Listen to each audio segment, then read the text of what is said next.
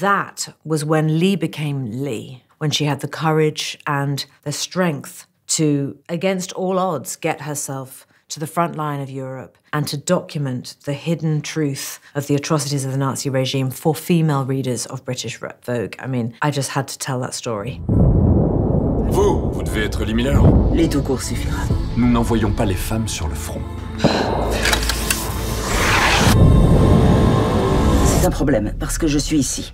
Well, it was important. It felt like an important project because she had been viewed and defined through the male gaze. And as I got to know Lee, I knew that this wasn't her. That time in her life when she was the muse of Man Ray, the former model, the cover girl, these kind of labels that had been put on her. And she got sort of stuck in history, and actually her real work, her photographic work, and her conviction and determination to reveal the truth.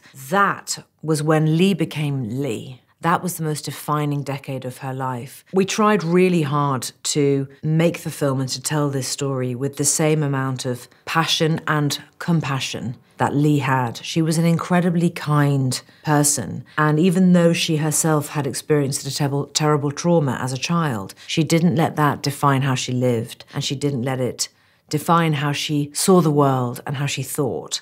Were determined to make the film in that same spirit. So we followed the truth of her images, and we created narratives ourselves around how on earth she had come to be in those situations and what she had to go through in order to document those images and to bear witness in the way that she did and to become that visual voice for the innocent victims of conflict. Her photography and her courage is just extraordinary, and yet she wasn't fearless. And she talks about that a lot. You know, she says, I wasn't without fear. These things were terrifying. But she stayed and she did it because she knew it was important. And she also knew that secrets were being kept, things were being hidden. And she had a very powerful streak of injustice in her, and she just wasn't going to let that happen. Throughout the process of developing the film and researching her and preparing to play her, I realized that I carry a lot of similar character traits, a kind of a playfulness, determination, just a real sense of not giving up. And I'm like that in life as well. I'm like a dog with a bone. If I have to make a point, I'm just going to keep going until I make it. Sometimes, actually, I drive my family crazy.